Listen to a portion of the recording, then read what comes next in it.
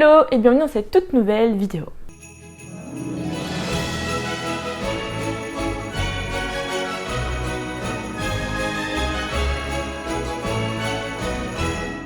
Aujourd'hui nous sommes le 21 décembre et comme tous les jours de ce mois de décembre, nous allons ouvrir une nouvelle case du calendrier de l'Avent du savoir.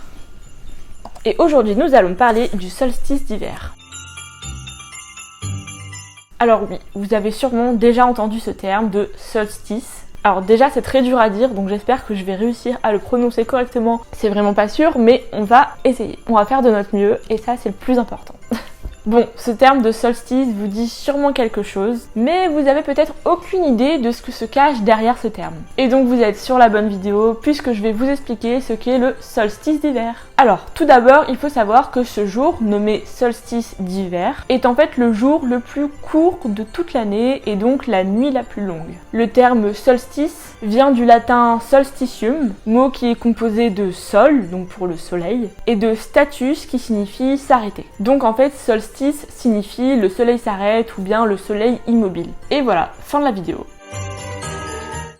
Non, en fait, il y a une raison derrière ce phénomène et je vais vous l'expliquer. D'abord, il faut reprendre les bases astronomiques. La planète Terre tourne sur elle-même autour de son axe de rotation. Cet axe est incliné par rapport au plan de l'orbite terrestre. Et donc, en toute logique, au fur et à mesure de cette rotation terrestre, je fais bien la rotation terrestre, l'hémisphère nord est parfois plus proche du Soleil que l'hémisphère sud et vice-versa. Bon, pour l'instant c'est pas trop compliqué à comprendre, il faut juste être très focus. Un solstice est donc le moment où l'un des hémisphères, nord ou sud, est le plus éloigné du soleil, toujours par rapport à l'axe de rotation de la Terre. On trouve donc deux solstices par année, le solstice d'été qui a lieu en juin et le solstice d'hiver qui a lieu en décembre, du coup, aujourd'hui, le 21, Et donc pour rappel, lors du solstice d'hiver, c'est la journée la plus courte et donc la nuit la plus longue. Et pour le solstice d'été, c'est le contraire, c'est la journée la plus longue et la nuit la plus courte. Pour donner un exemple concret, lorsque l'hémisphère nord est le plus proche du soleil, l'hémisphère sud, qui est donc le plus éloigné du soleil, connaît un solstice.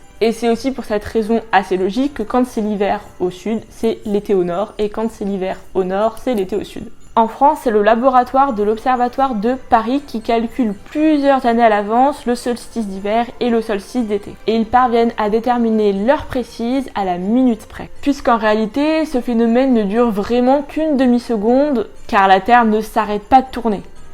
Mais dans le calendrier, on considère que ça dure la journée, ou en tout cas c'est la journée qui est marquée d'une croix rouge. Ça ne vous aura donc pas échappé que la saison hivernale commence aujourd'hui. Même si ça fait déjà plusieurs jours qu'on se l'écaille, c'est aujourd'hui que l'hiver commence véritablement, puisque le solstice d'hiver détermine le premier jour de l'hiver. Et voilà, maintenant vous saurez ce que signifie le solstice d'hiver ou bien d'été. Et pour les plus observateurs d'entre vous, vous aurez peut-être remarqué du coup que la journée était plus courte que d'habitude.